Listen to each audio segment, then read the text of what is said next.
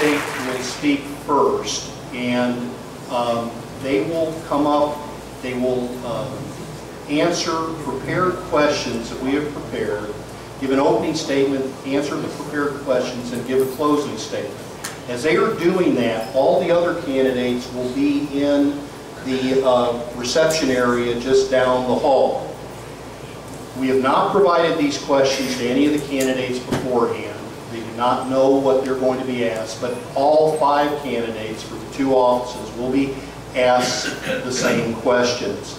So you will be able to hear, we have done this before for other races. We have found it's very effective. It gives everybody a fair chance. And we do it, it's like a job interview.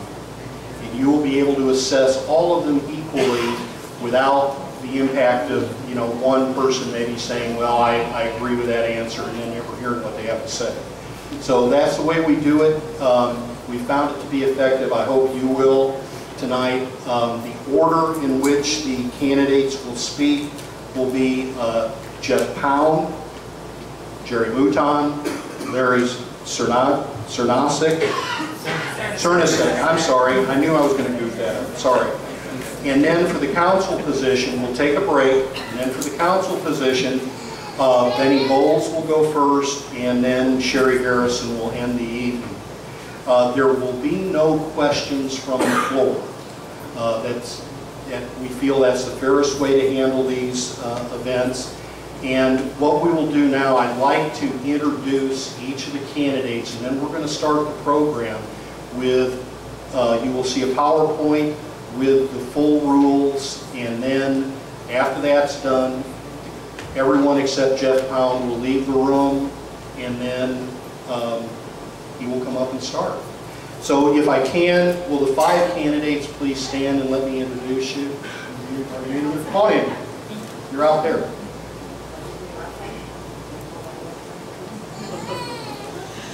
Okay, we have Sherry Garrison and Benny Bowles for position 1.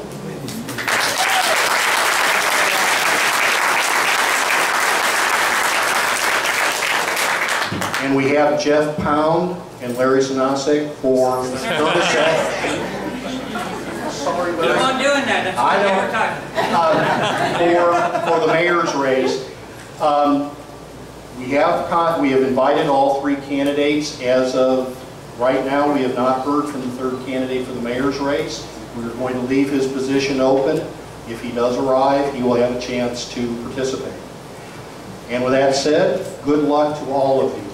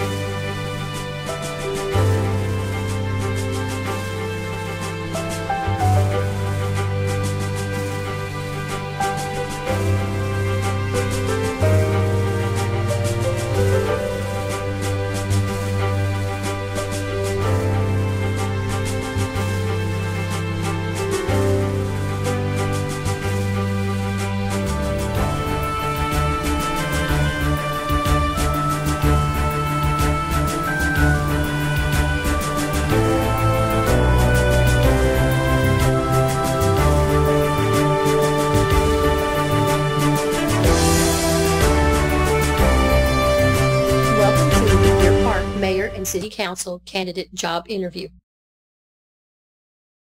We will begin with the mayoral job interview.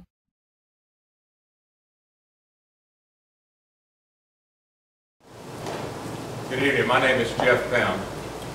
I've lived in Deer Park since 1966. It's been my home. I'm married. My wife Lisa is sitting over here at this table, and we have 5 children. My mother's here tonight. I'm very proud of her for coming.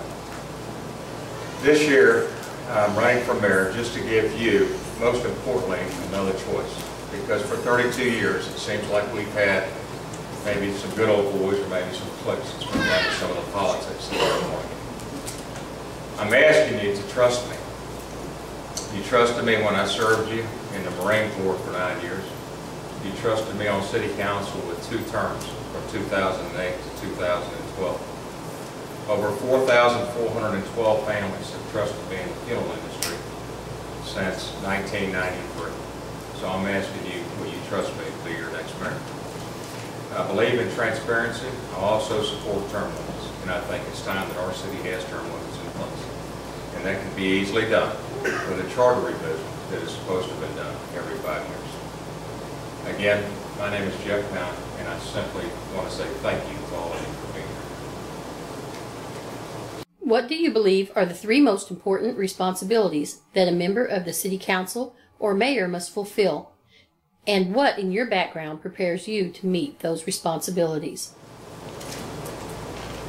First and foremost, the most important responsibility of the City Council and the mayor should be your safety, your health, and your welfare. With what happened north of Waco last week, it very easily happened here in Deer Park, Texas, with our industrial districts north of Highway 225. I'm proud to say, after doing an open records request, that I'm your only candidate who's completed all the National Incident Management courses when I served you on City Council. The next responsibility I believe the mayor and the City Council is our budget and ensuring that we stay within our budget. Part of that is also cutting and looking for ways that we can save money by cutting wasteful spending on numerous, such as travel and unnecessary feasibility studies, where only 1/3 of the population of Deer Park benefits from. And thirdly, to establish policies and ordinances, again, to protect you, your safety, your health, and your welfare. What do you believe are the 3 most pressing challenges facing Deer Park that the City Council will have to address during the term that you are running for? And how do you believe the council or mayor should address those challenges? I believe the 3 most pressing challenges facing our city today. Sure. You take that off my time? I believe the three most pressing challenges facing Deer Park today. Number 1, your safety. And every day that should be our priority. Every day that should be our elected officials' priority. Number 2 is our budget. Like I said before, I did discover in this year's budget, as well as other budgets that I've looked at, that there are some ways that we can cut. Because you're the stakeholder. You made an investment when you moved to Deer Park and you're a homeowner, or you work here, or you have a business here. So it's all about you. This is not about us, or myself. The third thing that I think the City Council needs to address is our charter revision and 2 issues. I've talked to many people while out campaigning and knocking on doors. There's 9,500 homes roughly, and that's a lot of doors to knock on. We need some term limits in place. And we also need to move our general election, because less than 4% of our voters vote. We need to move our general election from the 2nd Saturday of May on Mother's Day weekend to the 2nd Saturday of November, where more people get out to vote and get more people interested in what goes on in their hometown. Many local governments across the country, including many small and medium-sized cities like Deer Park, are facing shortfalls and unfunded liabilities in the pension funds they have provided for their employees. Do you believe the pension fund covering Deer Park's employees faces any problem now or will face such a problem during the term for which you are running? If so, what are those problems and how should the council or mayor address that problem? I personally do not see that there's any problems facing the city employees' pension. You see, the quality of life that we've all become accustomed to in Deer Park is not just funded by your tax dollars. It's also provided by the city employees who do it every day. With a good mayor and a good council taking care of the city employees, this shouldn't be a problem. Other than the pension fund, what impediments, if any, will the city face over the next few years to maintaining a balanced budget, and how will you address those issues if elected? I like to talk, so 2 minutes is very difficult for me on this question. But I will say that our budget needs to stay balanced. And like I said earlier in my opening remarks, just since 2006, you paid nearly $300,000 for memberships to certain 501(c) corporations. You don't really benefit from those memberships. Just in the last 3 years, City Council and the mayor spent over $28,000 going to Washington, D.C. For what? I don't know. We need to look at every area of the budget and address it. We can fund a golf course for $36 million for over 16 years, which was purchased from the Port of Houston Authority and DPISD. That we have to address the $60 million that's been in the flooding and drainage master plan that council was presented with about 2 to 3 years ago. So it's a no-brainer which one takes priority. Are there any areas of Deer Park that you believe the city should revitalize?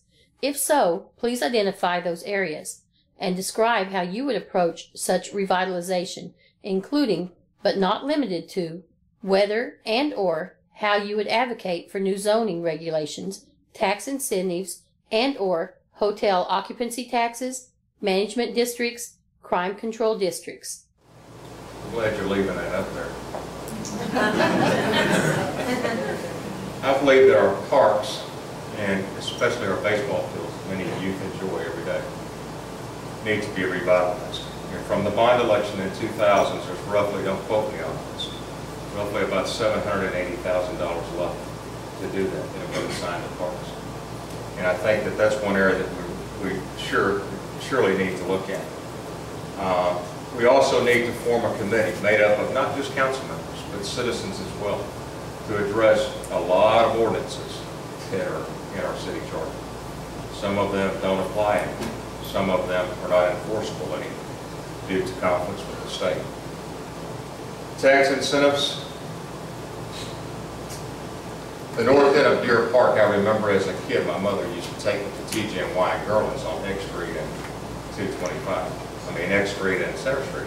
There was also a barbershop there. The north end of town, past X Street today, looks like a border town in Mexico. So what I would like to see do is perhaps give those businesses north of X Street some tax incentives. Not your tax dollars. Give them a tax incentive, a tax credit, if you will, towards their property tax if they fix up their businesses, paint their businesses, landscape their businesses. And that will make the north end of town look better, and it won't cost you anything. How would you approach improving transit alternatives for Deer Park residents? It's kind of a tricky question, because I only have one vehicle. But I believe it was 2 or maybe 3 years ago that the Metro Transit folks wanted to put a Metro bus coming through Deer Park. Now, I'm a big researcher, and I was on City Council when this took place, so I follow these buses on my days off to see how many people from Deer Park actually rode those buses to connect to another Metro ride to go to downtown. I personally don't see a need for a Metro Transit bus to come through Deer Park. Our traffic is bad enough. I'm not sure what that would do to our traffic. Our city and a couple of the senior citizens, the Waterford and also the Providence, which is there at Pasadena Boulevard and Center Street, each of them have buses, shuttle buses for the senior citizens.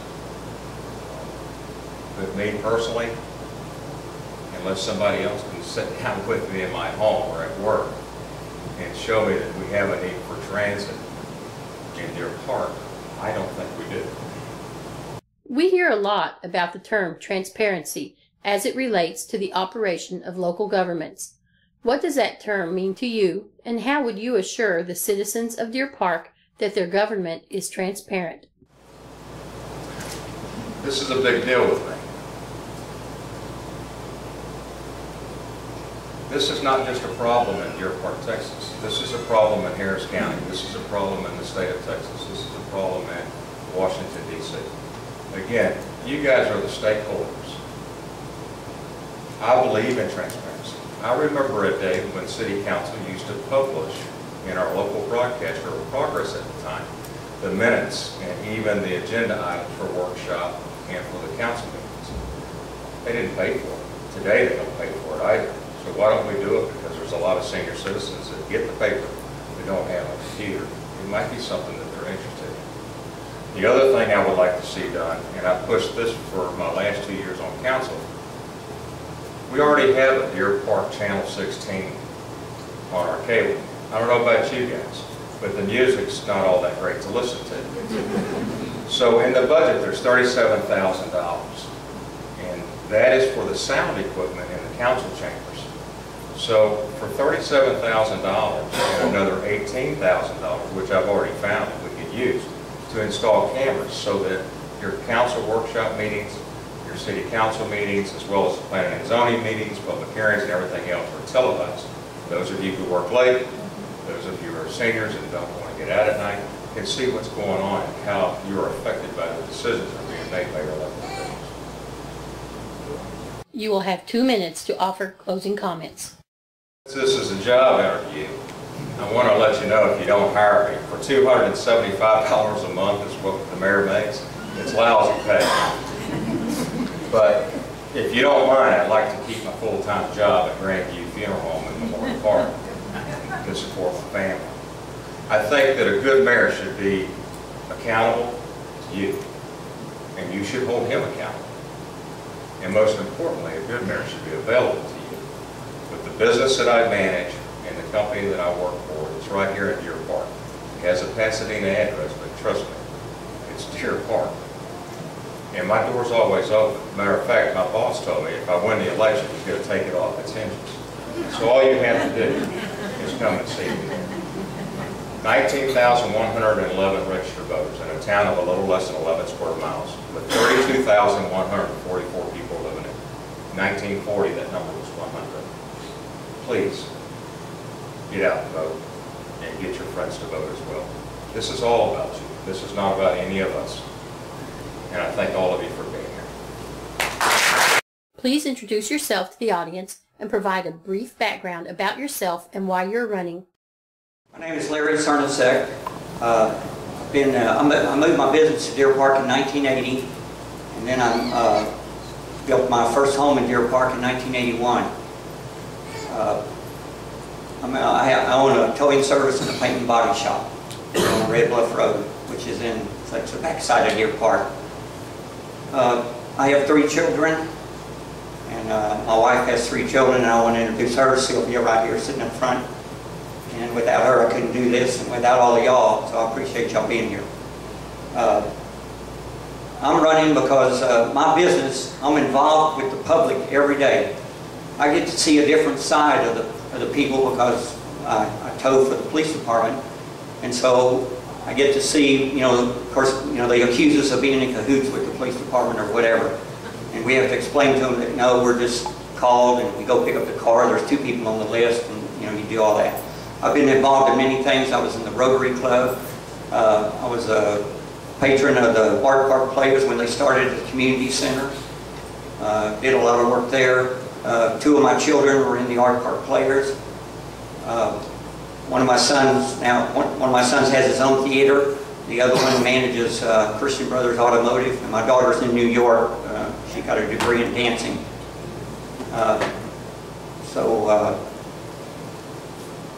Other than that, I just want to help the community. I've always been against more taxes. I think we need less taxes.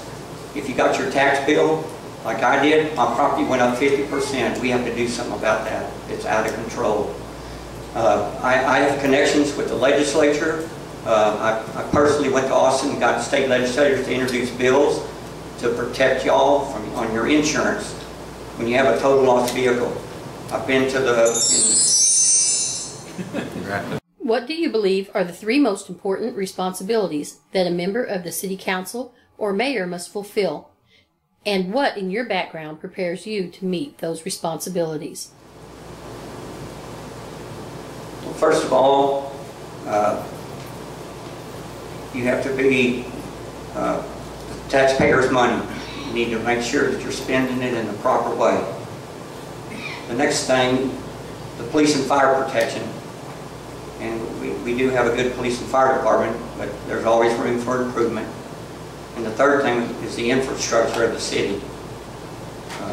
We still have a lot of flooding problems. As y'all know, it's taken 10 years to get the detention pond built at Llewellyn 225. There's no reason for that.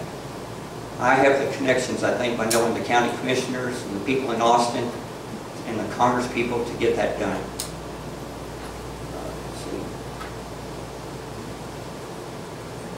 The background of that is that I've owned my business, like I said, I started in 1975 with $3,000.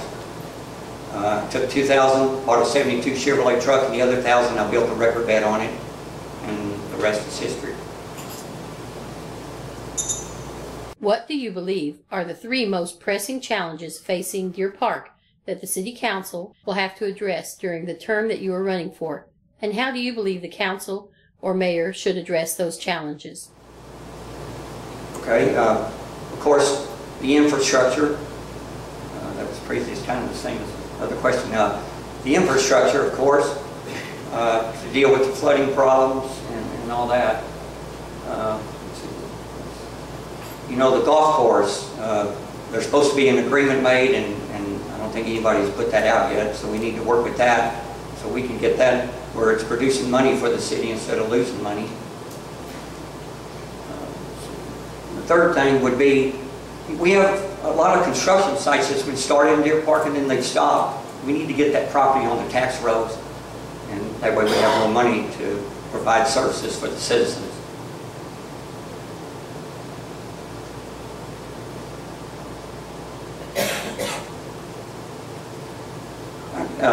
To address those things, like for instance the real estate that's vacant, where a project was started, we need to find out why that was done, and get those, like I said, get the people on the road. And the council should be able to do that.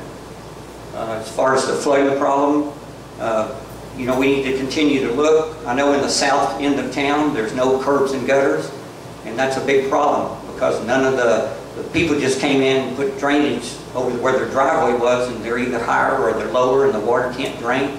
So we need to look into that.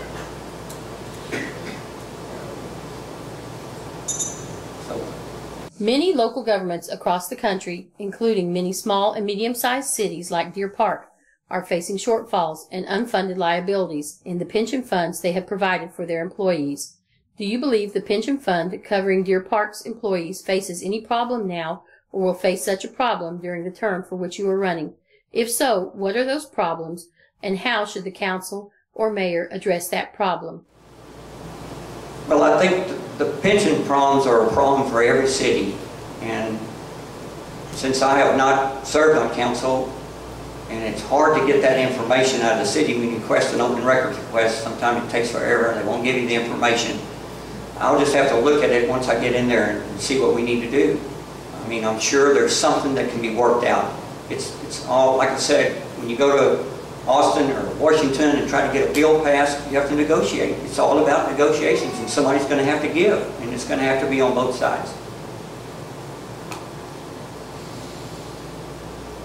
And I think I answered the question. Other than the pension fund, what impediments, if any, will the city face over the next few years to maintaining a balanced budget, and how will you address those issues if elected? Well, I guess the infrastructure would be one of them. And like I said, if you go and get these projects that were started, that were never finished, get them on the tax rolls, then you'll have that tax base. So another thing, the property values go up every year, especially for commercial people. So the city gets a raise every year. And so we need to quit dependent on the industrial district, and we need to start looking at the south side of 225 and get more local businesses in town so we can put them on the tax base. Are there any areas of Deer Park that you believe the city should revitalize? If so, please identify those areas and describe how you would approach such revitalization, including, but not limited to, whether and/or how you would advocate for new zoning regulations, tax incentives, and/or hotel occupancy taxes, management districts, crime control districts. Okay, well, first of all, Deer Park already has zoning, and we have a crime control district. So As far as revitalization, it's really the south part of town, like Estate, Kingsdale, Hearshire, and those streets that don't have curb and gutters. There are a few other places that in the city that, you know, there are some that have curb and gutters. I mean, don't have curb and gutters, but I don't know that we need to advocate for more zoning regulations. I think we already have enough of those. We need less government, not more. Tax incentives, you know, it's kind of bad when you do those, because look at the people that came in before and spent all this money.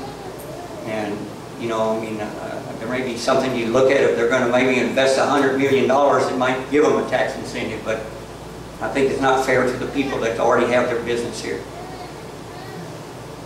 As far as the hotel occupancy taxes, you know, we just need to get more people to come to Deer Park and stay in the hotels like this one. Y'all know what just happened. How would you approach improving transit alternatives for Deer Park residents? That's kind of interesting. I was picking up a customer's car the other day on Center Street, and the gentleman asked me about bicycle trails. And he works at NASA. He rides his bicycle every day from Deer Park to NASA. And he says it's really bad. And he said he really liked the one that the port put in because it's off the road. And you know, we probably need to do something about that. The sidewalks, I don't understand why our sidewalks are so crooked when they're brand new. We need to hold the contractors accountable for those kind of things. And I don't think that's being done right now. As far as transit, I guess we'd have to look. I know of only one taxi service that's allowed to come in for whatever reason. I don't know why. We may need to solicit some more or try to get somebody to open a taxi service in town. Or work with the county, you know, as they have done in the past. We hear a lot about the term transparency as it relates to the operation of local governments. What does that term mean to you, and how would you assure the citizens of Deer Park that their government is transparent? Well, I think that local government ought to be transparent because it's the citizens that put up the money to do that. If you don't have citizens and businesses, you don't have a government. And it's really hard to get information out of the city, and I don't know why they don't want to give the information. One thing is, in Deer Park, I've been told that city employees are not allowed to come to a council meeting. Why? That makes no sense. Everybody ought to be able to come to the council meeting and speak, and because it's on their own time, it's not on city time. So I think that it needs to be very transparent, and everything needs to be laid out so that everybody knows what's going on.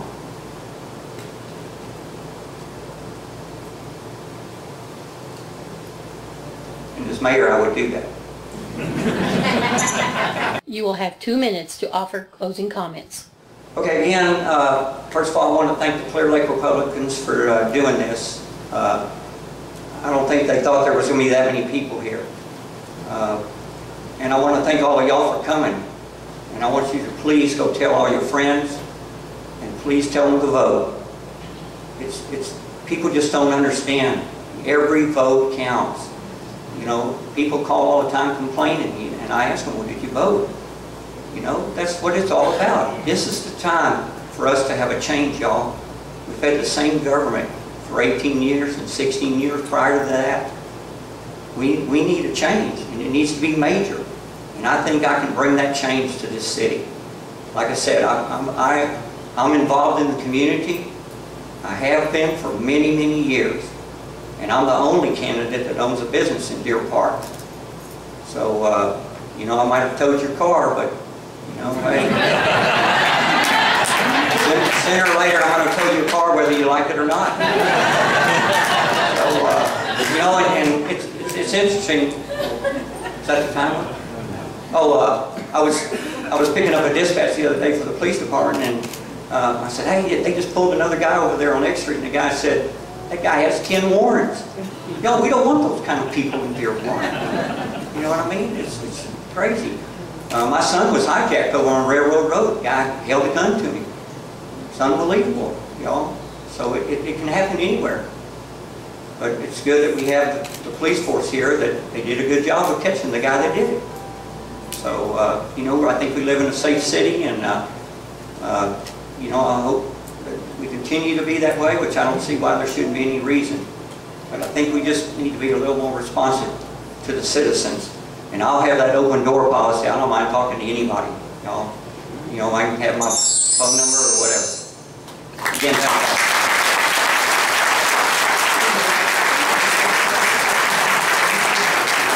We will now begin the Deer Park Council Position 1 job interviews.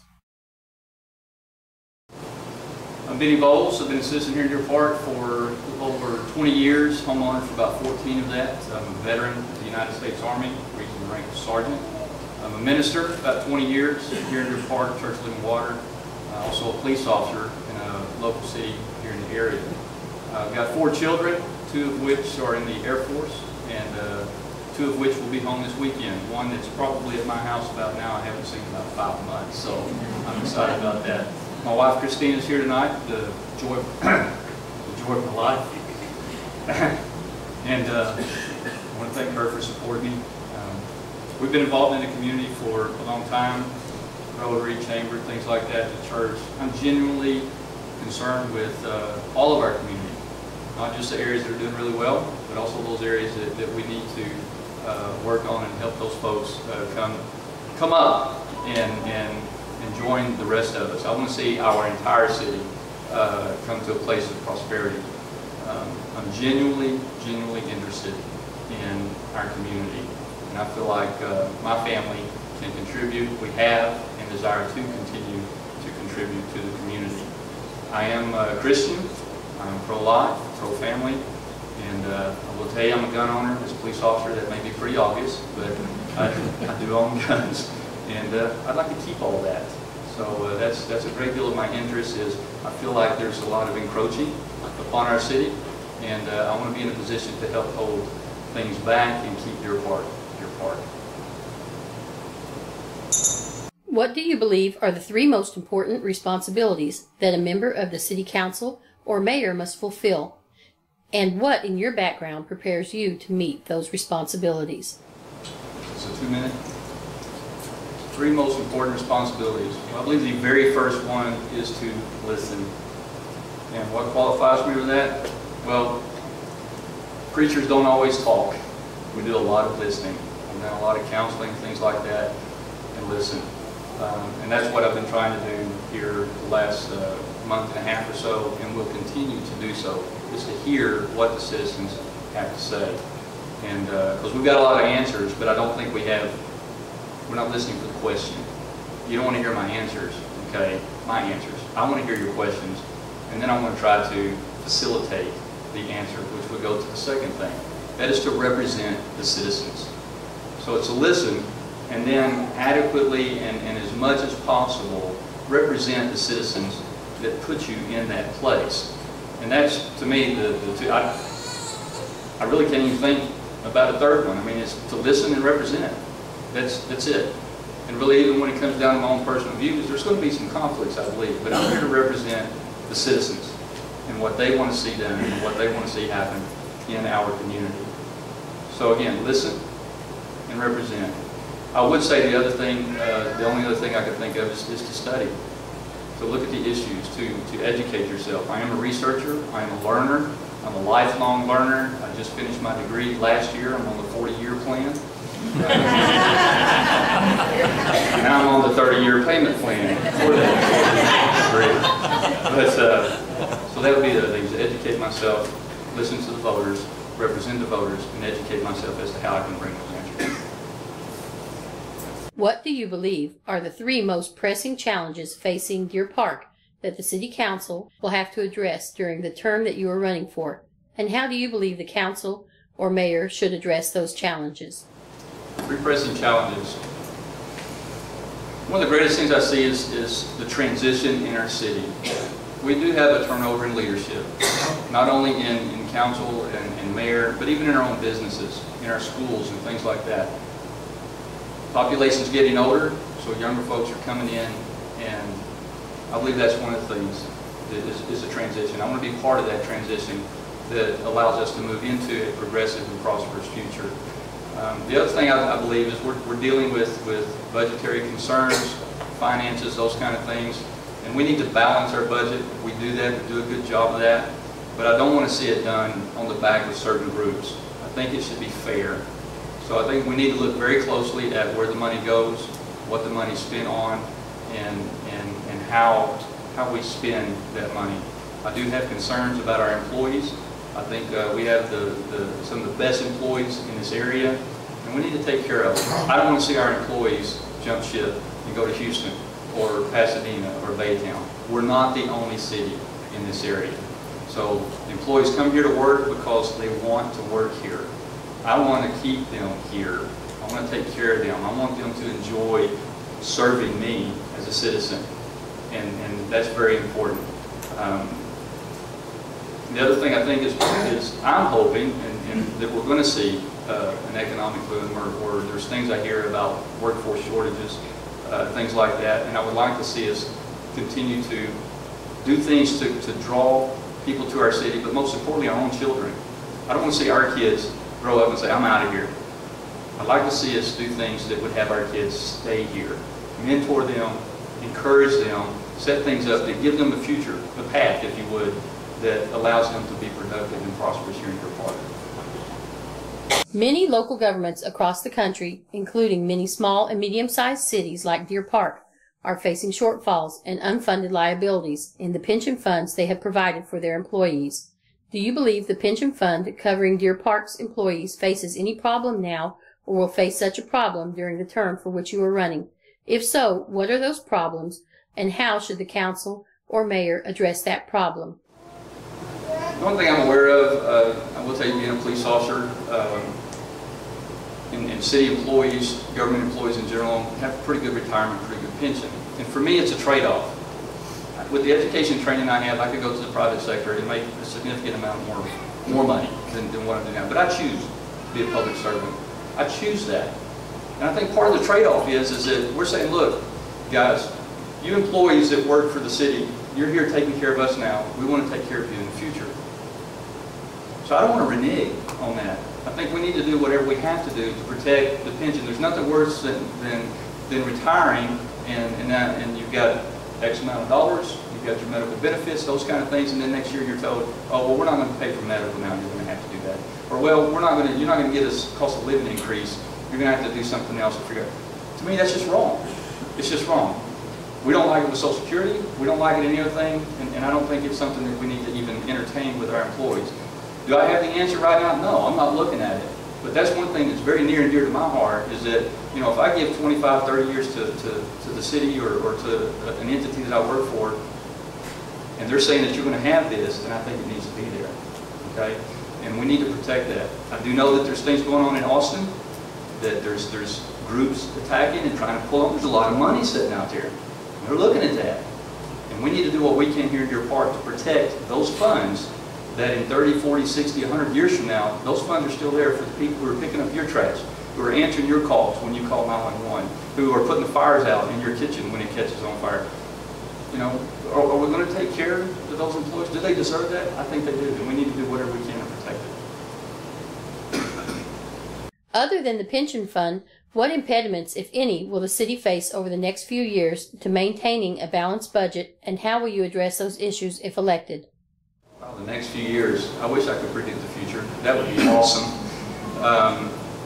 You know what? There's feast and famine. In my family, when you know there's been extra jobs, when there's been extra income, you've got that inkling to, oh, well, we could do this and we could do that. We have to pull back. We've learned in the 23 years we've been married that when you have a lot coming in, you have a windfall. There's, you know, like I said, there's, let's do this. Well, we've got to pull back a little bit. We need to take some of that and set it aside. And when there's famine, hopefully you set that aside, and then when you go through those lean years and you have that to pull on. I believe that's what we need to do. I'm praying for a windfall in this area. We are sheltered. We are blessed to live in this area and not be experiencing the things that my family in East Tennessee are experiencing. They can't get a job. You know, I mean, it's bad there. We have prosperity here. We really do. I mean, maybe not what we've experienced in the past, but folks, we're doing pretty good as far as the rest of the nation goes.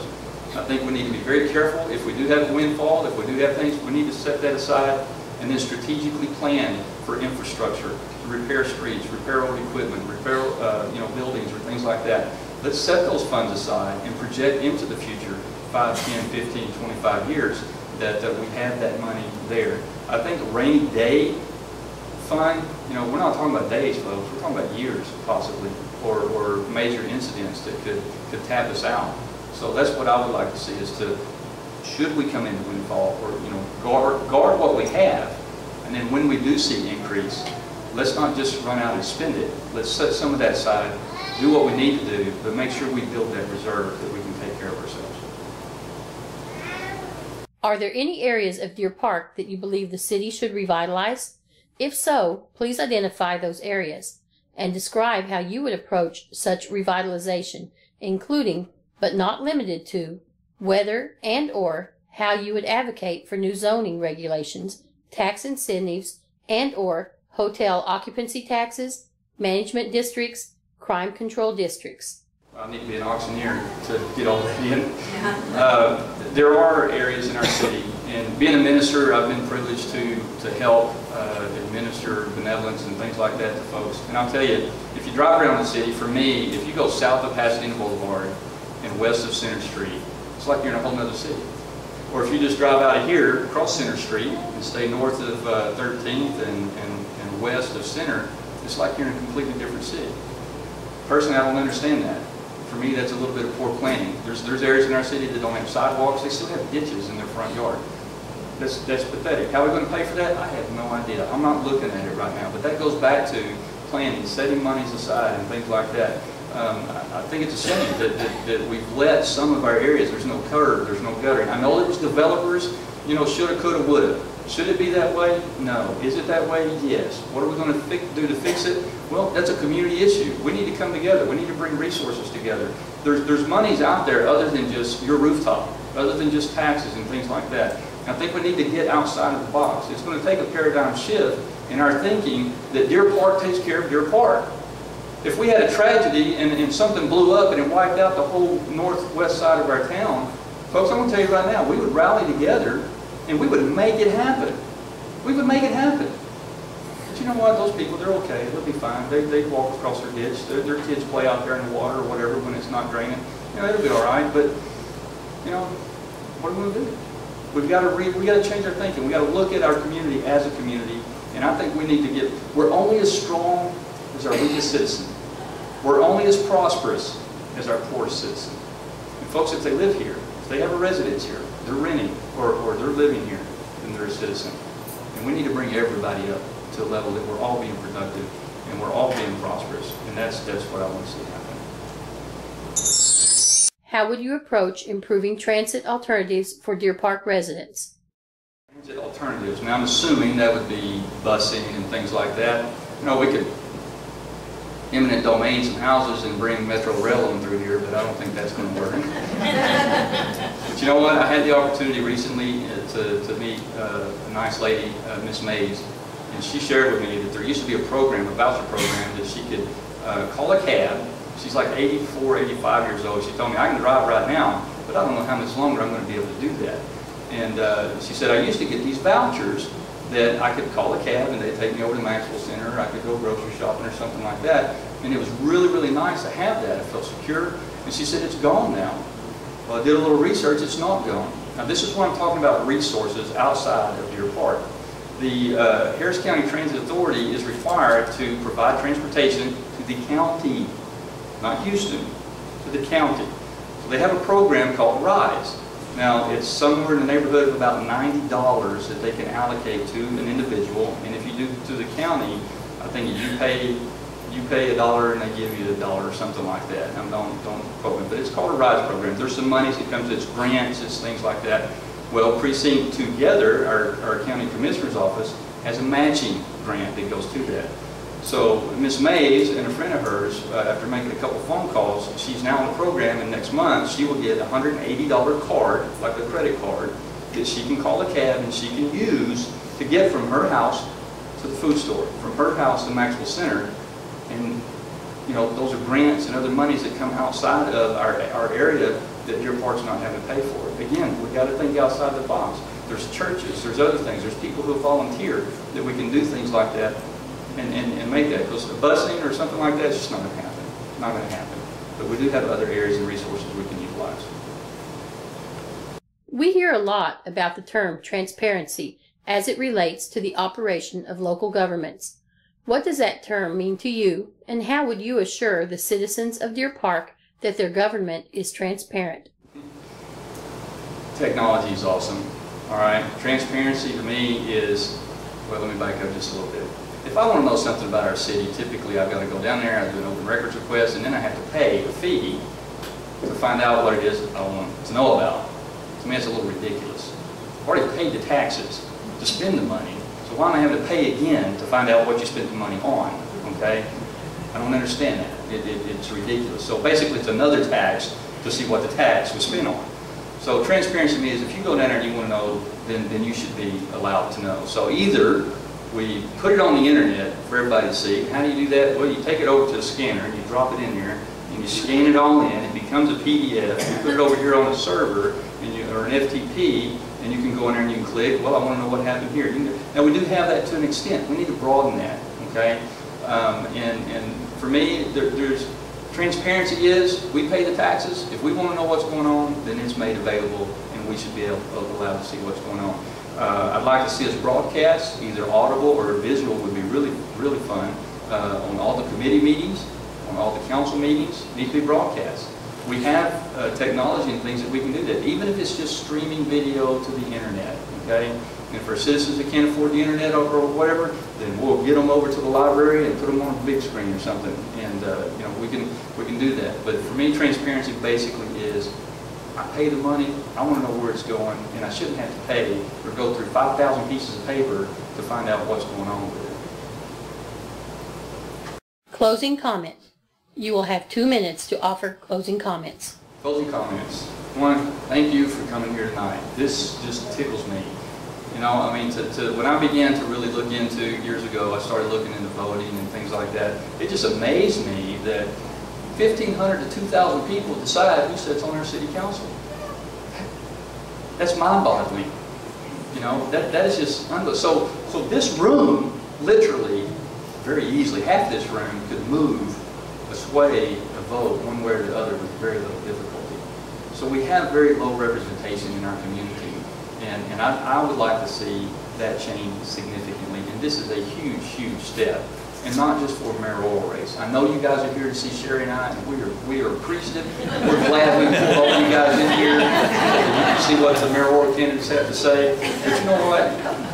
Those city council positions are very, very important. That mayor is a tiebreaker, folks. Okay? Those other 6 seats are the ones that are really going to sit there, and they're going to decide what your taxes are doing. They're going to decide what pawn shop or liquor store or, for God's sake, whatever else could be thought of can be brought in and put right next to your house. They decide whether your property values go up or your property values go down. Okay? And it's very, very important that we get involved. I spent my lifetime serving, well, 20 years, the last 20 years, serving this community in one capacity or another. I'm just ready to step up my game. I'm young enough, I've got enough energy, I used to say I got a degree in Google. I'm a researcher. Now I actually have a degree, I pay a lot of money for it, but you know what? My degree's in organizational leadership. I feel like I can come in and help get things structured and organized and things like that, but most importantly, I listen. I listen, and I'm not afraid to vote my convictions in what you want. Thank you for your consideration. Thank you. Please introduce yourself to the audience and provide a brief background about yourself and why you're running. I'm Sherry Garrison. I'm running for City Council Positions 1. First, I want to thank the Clear Lake Area Republican Party for hosting this, and particularly since it's been such a good turnout. I have lived in Deer Park for 40 years. I have 5 children, 5 grandchildren. I graduated from the University of Houston with a bachelor's degree in education and a master's degree in administration. I taught school in Port. In the 1970s, I was elected and served on the Deer Park School Board. In 2011, I served on the city council as I served out the last unexpired term of my husband, Charles Garrison. I've been involved in a lot of things in Deer Park over the years. For the past 33 years, I have been a supporter of the Art Park players in Deer Park. I've also been involved in activities honoring our returning veterans from Desert Storm. And that was a particularly proud time for me because my son Todd served in the Army during Desert Storm.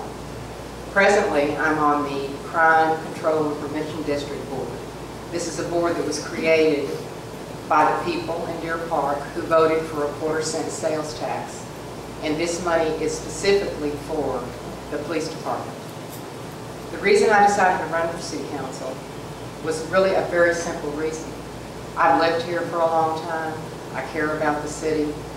I don't have any agenda. I don't have a business. I don't have any special interest groups backing me. I've just lived here for a long time and I care about our city. What do you believe are the 3 most important responsibilities that a member of the city council or mayor must fulfill? And what in your background prepares you to meet those responsibilities? Well, I think the first, when you decide to run, I think you need to organize your thoughts and go and get a lot of material, which includes a budget, the city charter, and understand exactly what you're getting involved in. I did not make this decision lightly. I took a great deal of time to think about it, and it was a decision that I made for myself. And I was lucky enough to have the people and friends that supported me. I also think you have to be able to be a problem solver and look at both sides of an issue and do what's best for all the citizens of Deer Park, not just a few. I think that you have to have the kind of temperament that allows you to make sound judgments for this city. I'm trying to think of another way to put it, but there's been a lot of talk that I've heard in past weeks talking to people about balancing the budget, strong conservative planning when you're doing fiscal spending. And this is something that I absolutely think that everyone needs to be aware of. What do you believe are the 3 most pressing challenges facing Deer Park that the City Council will have to address during the term that you are running for? And how do you believe the council or mayor should address those challenges? Okay, the first one is facing our aging infrastructure. I think that everyone in Deer Park knows, particularly with our sewer and water maintenance, this is going to be a huge problem. Over the next 8 years, we're going to have to probably come up with about $33 million to repair some of this infrastructure. The other thing which I spoke to a few minutes ago was trying to make sound judgments when you're spending taxpayers' money. I think that is absolutely imperative. The third thing, I think there's a problem with the morale of our employees in Deer Park, simply because they haven't, well, they got a little bit of a raise last year, but they also had their incentive pay taken away. And I think a lot of people have told me, you know what, they ought to be glad they have a job. Well, I'm sorry, I just don't buy that. That's not good enough for me. A few weeks ago, at a council meeting, our city manager said that we were able to put $6 million in reserve. As far as I'm concerned, that was a slap in the face to the employees. The incentive they took away was around $500,000. I just don't think that this is an adequate reason for doing the things that they have done. It is my hope that together we can come up with a solution for this problem. I cannot speak highly of our city employees. They're the people you see every day when you go out. They're the people that pick up your trash. You remember after who were the first people that were out on the street? It was their city employees. So I feel very strongly and passionately about this particular subject. Many local governments across the country, including many small and medium-sized cities like Deer Park, are facing shortfalls and unfunded liabilities in the pension funds they have provided for their employees. Do you believe the pension fund covering Deer Park's employees faces any problem now or will face such a problem during the term for which you are running? If so, what are those problems and how should the council or mayor address that problem? I presume they're speaking to the fact that the city matches 2-to-1 for their funding. I assume that's what they're talking about. Right now, it has not been a problem. I've heard rumors that they're saying they want to take that away. I have no knowledge that that is something that's going to happen. I certainly hope it does not happen. We were able to operate and have had this for some time. Of course, I also realize that our budget didn't balance last year. But there's a lot of things in the city that are going to change, particularly the golf course, because we all know that the golf course cost us millions, but now, hopefully, all of this will be able to be pulled together and we will not suffer this and it will not affect their pension plan. Other than the pension fund, what impediments, if any, will the city face over the next few years to maintaining a balanced budget, and how will you address those issues if elected? Well, of course, our infrastructure is going to be a big problem. We don't know what's going to happen in the next couple of years. We know we're going to be faced with the sewer and water maintenance. We know that's going to happen. Employee salaries, I don't know. I don't know what's going to happen to that problem. Hopefully it will be resolved. The golf course could have a big, impact on how much money now that we're going to be able to keep in the budget instead of paying out and bailing them out as we have done in the past few years. So I don't know. I don't have the answer to that.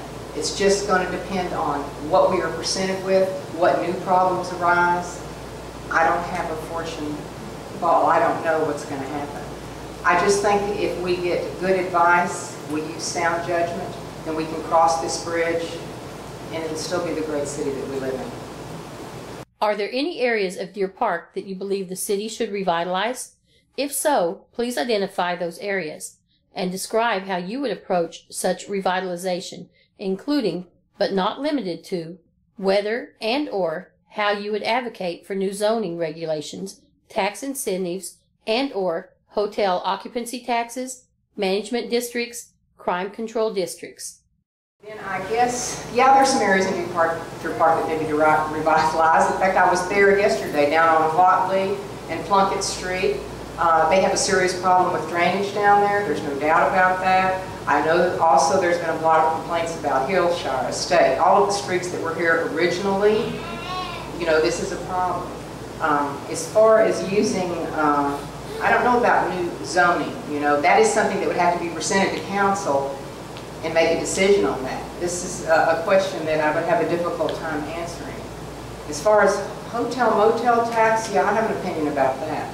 I think that building that bridge out of hotel-motel tax, that bothered me a great deal. I think that there's many other ways to use our hotel-motel tax. Dow Park, the theater courts building, sports facilities, all of these things bring people into the city. So I don't know whether I answered the question properly, but that's the best that I've got. How would you approach improving transit alternatives for Deer Park residents? I guess you're talking about Center Street. I don't know how you improve that. I think the more businesses that come in, it's a big problem. I think East Boulevard has certainly helped with that, the transit problem. A lot of people go to Luella. And as businesses continue to come in, as the Stripe store is going to definitely come in, that's going to add more and more traffic and bigger problems. I've heard people say, well, maybe they can adjust the lights better on Center Street, particularly the ones when you're going St. Augustine, 13th Street, that might help. I don't really know of any other way. We're just going to have to study that problem and see. Thank you. We hear a lot about the term transparency as it relates to the operation of local governments. What does that term mean to you, and how would you assure the citizens of Deer Park that their government is transparent? Well, transparency means to me that everybody knows what's going on. And trust me, everybody doesn't know what's going on. There's no doubt about that. I think if you're sitting on council, you absolutely must ask questions and do it publicly. I think everyone is entitled to know what the issues are and how they're being discussed. and how I would come to a decision about something that's that important. You can't just get a memo from the city or get a call from a fellow council member say, hey, you know, we're talking about doing this. It bothers me a little bit in the past when you have gone to a council meeting and they are talking about a very important issue. There's no discussion. It's just the motion's made to pass it and it carries through. Transparency means to me that everybody has a right to know. Also, I think it'd be a great idea if our meetings were on our television show. I think that would be great because there's a lot of people, seniors, that have absolutely no idea what's going on. Because if you read the minutes, it's not a true reflection of what's happening at the meeting. You don't get an account of the people that are speaking or what they're speaking about. So this would be very, very helpful. We would like to thank you for your participation in our forum tonight.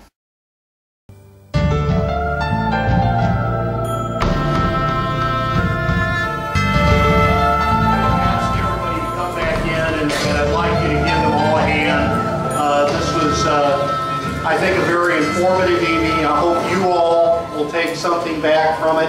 I believe early voting starts next week, right? Monday. So please, you've heard the candidates, please get out and vote. This is important for the future. You know, so much of what we do depends on local government, depends on our city councils or school districts, and we need to start thinking about how to make our cities and our towns and our neighborhoods better, and maybe less about Washington, and we'll turn things around. So if we can have everybody come back in.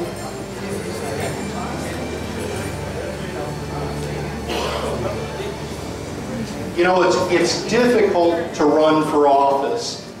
There's a big sacrifice that the candidates make, that their families make, and then they make that sacrifice once they're elected. And I want to thank all of you from the bottom of my heart, and thank you all